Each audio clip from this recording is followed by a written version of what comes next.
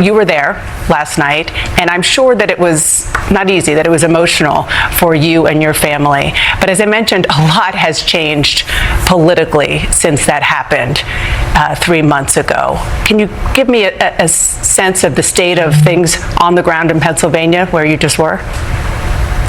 Yeah, well, let me just briefly say, Dana, that it really was a beautiful moment yesterday in Butler. And I think it was really important in terms of healing for this country. I don't think any of us will forget, whether you love Donald Trump or not, where you were when you found out what had happened to him on July 13th. And that's a traumatic thing to happen to a country. And I can tell you, when we got off the plane yesterday, I was a little bit emotional. And I got to sit right next to Helen Comparator, Corey Comparator's widow, and his two daughters.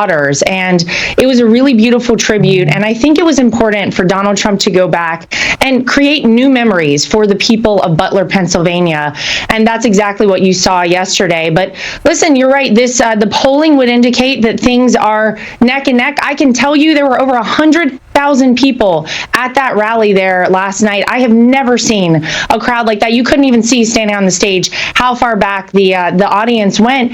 And I think that shows you that there is continued enthusiasm and growing enthusiasm for Donald Trump. And I think as every day goes by, we are 30 days away from this election. People are really considering what kind of America they want to live in. Do you want to get back to a time where you have great economic policies, where you have more money in your pocket, a secure southern border, and peace agreements instead of wars breaking out around the world? They remember, I think, Dana, who brought them that? It was Donald J. Trump, and that's why I believe on November 5th he's going to be victorious in this race. Laura, I want to ask you about something that the former president said last night on that stage, specifically about Hurricane Helene in your home state of North Carolina. He said that FEMA is only offering $750 to Americans who have had their homes destroyed. That's not true.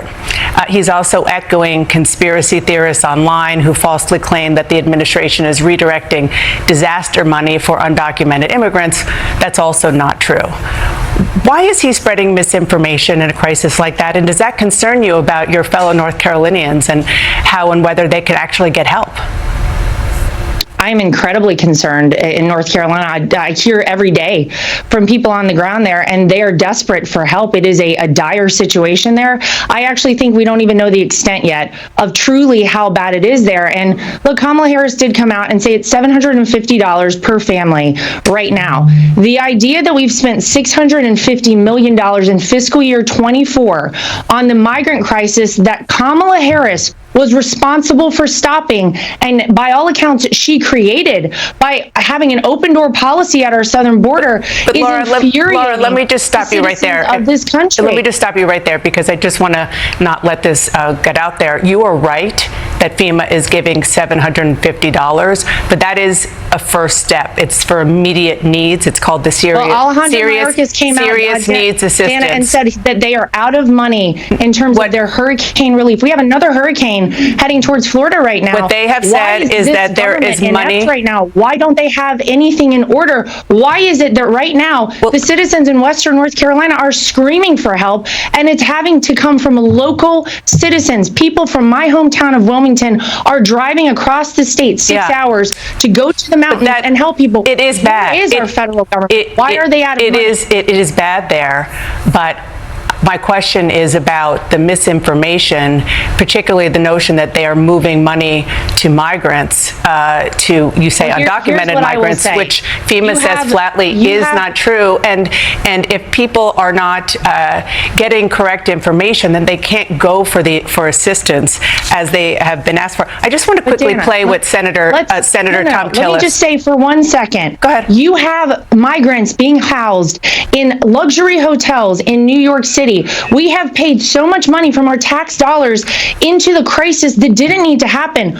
We could redirect money to help people immediately on the ground in North Carolina or in Florida, where we're probably going to have a situation coming up in the next several days. That's a separate tranche of money. That's a separate tranche of money. I want you to listen to. I want you to. This migrant crisis. I want you to listen to what every American. It is a big problem, but that has nothing to do with the people in your home state right now. I want you to listen to what the Republican senator from North Carolina, Tom Tillis, said about the rescue and recovery efforts. I'm actually impressed with how much attention was paid to a region that wasn't likely to have experienced the impact that they did. For anybody who thinks that any level of government, anybody here, could have been prepared precisely for what we're dealing with here, clearly are clueless. But right now, I'm out here to say that we're doing a good job. So he and others are saying, please, to the former president and to others, stop spreading misinformation because it's hurting people in North Carolina. I'm so glad to hear that he feels that way, but it's coming directly from people there. You can go online and you can look at videos of people recording themselves and posting online saying, we need help, no one has come here, we have nothing, and no one has even addressed the situation in my neighborhood or my area. So I'm glad to hear that he feels very good about that, and I hope that we hear more of that. I want them to recover there as soon as possible, and it's tragic, the loss of life that we've already seen. I think that number sadly is going to continue to go higher, and it's a tragedy all around. I want to turn to something that we learned this week about from prosecutors on Donald Trump's role in trying to overturn the election results in 2020. When Mike Pence's life was in jeopardy, an aide told prosecutors that Trump said, quote, "So what?" Do you think that's an appropriate response to the notion that his vice president's life appeared to be in danger? Well, I think that this is a ridiculous ploy, of course, in 30 days to an election to try and dissuade people from voting for Donald Trump. You know, the January 6th situation has been amplified to a level that I don't think is almost believable to so many people right now. When they're struggling to put food on the table for their families, when they're struggling to fill up their gas tanks, when you have dog and cat euthanization rates at an all-time high right now, because people are going to have to turn over their animals because they can't afford to have a family pet right now. When you have wars breaking out around the world, this is not the top concern for the people of this country. And the fact that this is coming to the forefront just speaks volumes about the fact that the Democrats probably don't feel good about their candidate of Kamala Harris. This is not the main concern of the American people. They want their affordable life back.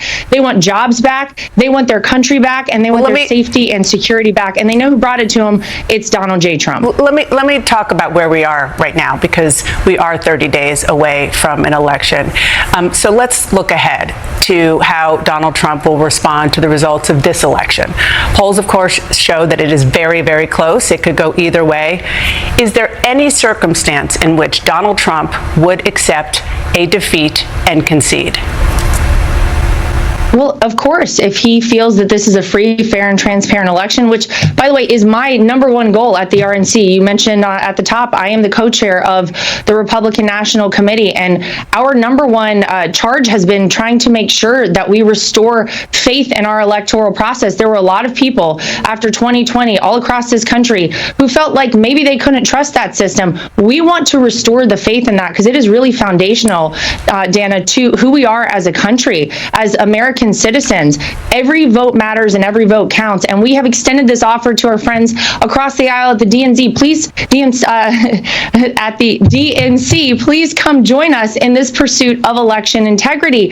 And so we want every person to feel when they go vote in America, whether they're voting Republican, Democrat, or third-party candidate, their vote matters and their vote counts. And assuming everything is free, fair, and transparent, absolutely. If Donald Trump loses this election, he has said himself he will be happy to accept those results. Part of the reason why people are so unsure about what happened in 2020 is because Donald Trump claimed that it wasn't a free and fair election. And there's no evidence to prove that. There were, 60 lawsuits where lawyers like the ones that you're hiring went through the process, which he had every right to do. And there was no evidence of widespread fraud. His Attorney General, Bill Barr, said that again. So it sounds like you're setting up the same question of free and fair when that is what we saw. So again, do you see a scenario where he will take a different approach this election year?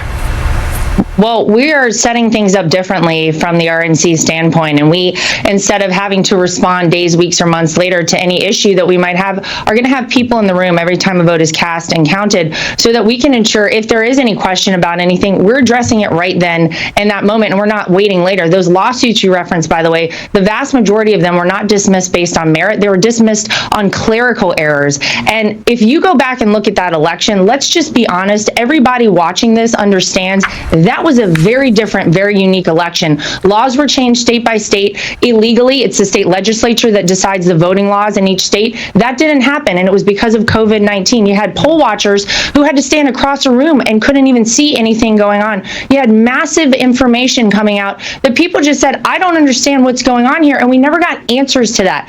We're trying to rectify that right now, and we are hoping that 2024 is the year, and going forward, that people trust our electoral process once again. Again, it is our number one focus. I want to say that there were more than 60 cases that weren't clerical issues, and the thing that people need to understand is that if there was widespread fraud, as the former president still claims, he would have had to give evidence, and no judge saw evidence. His own attorney general didn't see evidence of that fraud. That's all for today. Thank you. If you want global news to keep you up to date on any new developments, please subscribe our channel and forward our content with your friends on social media and email.